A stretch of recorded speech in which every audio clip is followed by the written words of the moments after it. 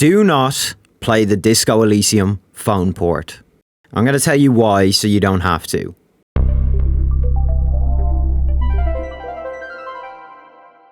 Before I start this video, I feel that every single video talking about Disco Elysium has this explanation at the start, but just because it's so important to the context of the video, let's do this one more time.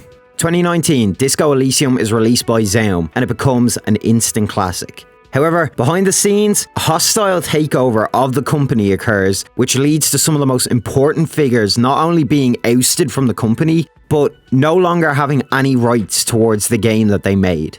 That's making a very long and complicated story very short, but the outcome of it is basically every project related to Disco Elysium created by the main team was canned after the takeover. Everything afterwards was the product of a company that had no understanding of the game's themes and intentions. Because, you know, I'm sure the game with heavy communist undertones would approve of a fucking €159 plastic bag being released. Fuck me. So it was even more ironic that earlier this year, a mobile release of Disco Elysium was announced. But this wouldn't just be a direct port, no. This would be a remake of the game, changing the gameplay to suit the TikTok audience. Reactions were how you'd expect. Now, the game plays in portrait mode, so I'll make it look as best as I can in the video, but you'll have to bear with me. So, we boot it up, and I'm already seeing some downgrades. Usually at the start of a new game, you create a build which influences which stats you have, what skills you use to solve the case. The builds are one of the most differentiating factors between each playthrough, but now you're not able to create your own. You can only choose from the 3 presets. If the skills work how they do in the original game, then this seems like it's really going to limit the approach you can take to solving the case to certain routes, but we'll just have to see. That aside, let's begin the game. Or not, because there's already another 2 major issues to talk about here. First things first, this game has got such a shitty way of attempting to monetize itself. Instead of just, you know, making it so that you have to pay for the app, they add microtransactions so that you can play the first 4 levels for free, and then afterwards you have to pay 10 smackaroonies for the rest of the game. Oh yes, goody please! And then there's the second thing, which you might have caught. Levels. Who the fuck wants to play a Disco Elysium game in fucking levels? This is not Mario. This is not Geometry Dash. I just have to put this in perspective for you. We have not even gotten past the title screen, and there's already 2 gross mischaracterizations of the type of game Disco Elysium is. How are you the original company who made the game and you don't even know what type of format works for your game? Look, I'm not trying to bat credit card this or anything, but you have to see how ridiculous this is off the bat. I haven't even loaded up the game. If we can put that to the side, we begin the game, and it's quite faithful to the original. We awaken from the primordial blackness, and God, I have to say, I do love this art style, and it is great that we get to see more of it. I think the close-up art in the original and the more detailed stills were some of my favorite things to come out of Disco Elysium, so getting to see more of that is genuinely welcome. Or, it was nice to see until we get to the actual gameplay. Because when we get there, this looks a good bit different to this. For whatever reason, the art style was cleaned up quite a good bit in a lot of sections, which is another kind of misunderstanding of what Disco Elysium is. That rough, scratchy, sometimes unintelligible look of the art of the original game was made that way for a reason. It fits within the setting of the game. Martinez is a shithole. At its best, it's low-income housing and shops, and at its worst, it's literal slums. The art is dirty and rough, because the world of Disco Elysium is dirty and rough. It might be tempting to sanitize the art to appeal to more casual players, but when you do that, you unknowingly dull down the entire setting of the game. And if it's really important to you to clean up the art, then maybe you should be reconsidering releasing the game as an app aimed at the same people who play fucking Pokemon Go. The reformatted gameplay works well for a mobile game. It's not bad.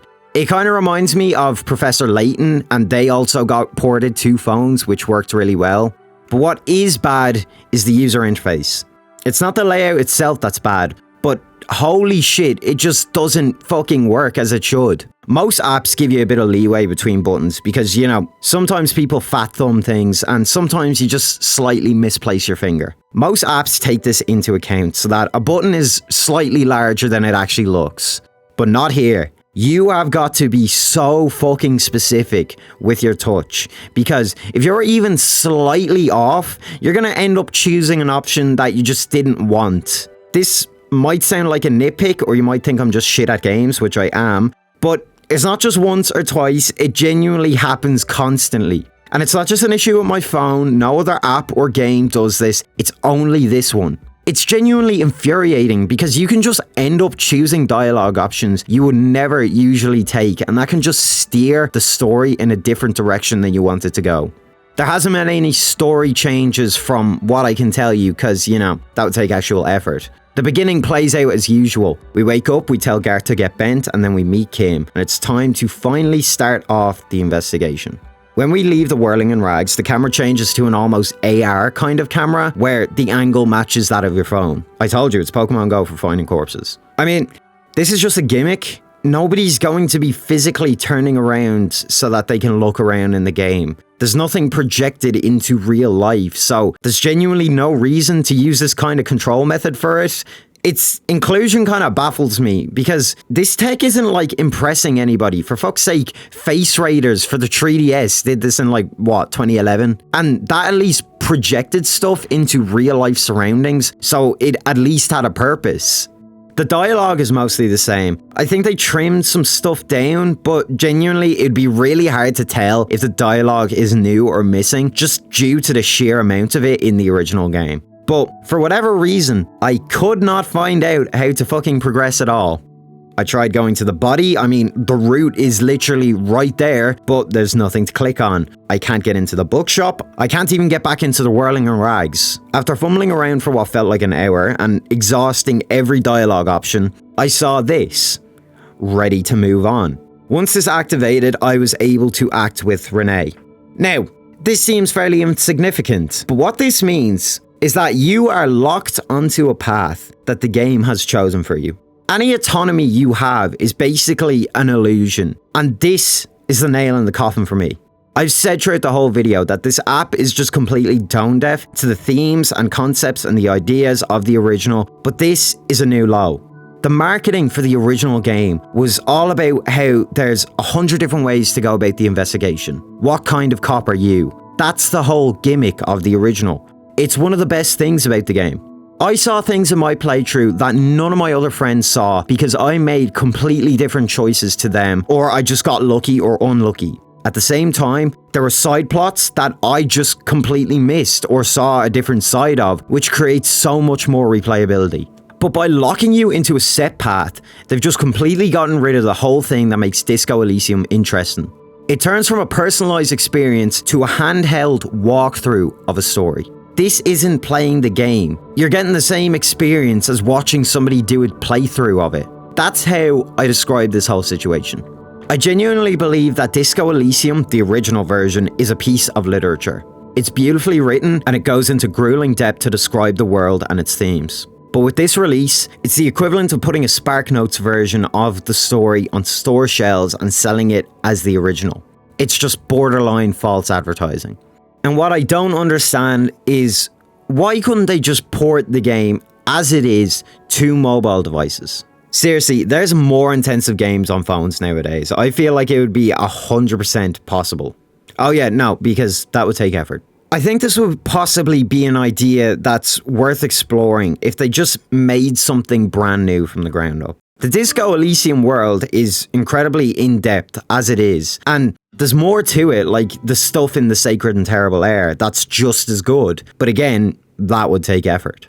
The whole reason I'm making this video is to show you what little reason there is to play this game. It's not close to the original. It's not laughably bad or so bad it's good. It's genuinely just bland and boring, which I think is worse. It's a filed down, neutered, sanitized version of what the original was. There is nothing to see here, there's nothing to waste your hard-earned money on. I'm of the opinion that if you don't want bad films, games, books, TV shows to be made, don't fucking watch them. Hate watching is something that I'm quite against, which might seem weird since what the fuck was this whole video about again? But one, I took a more shady approach to getting the game, let's just call it that, okay? And two, I am showing you so you don't have to.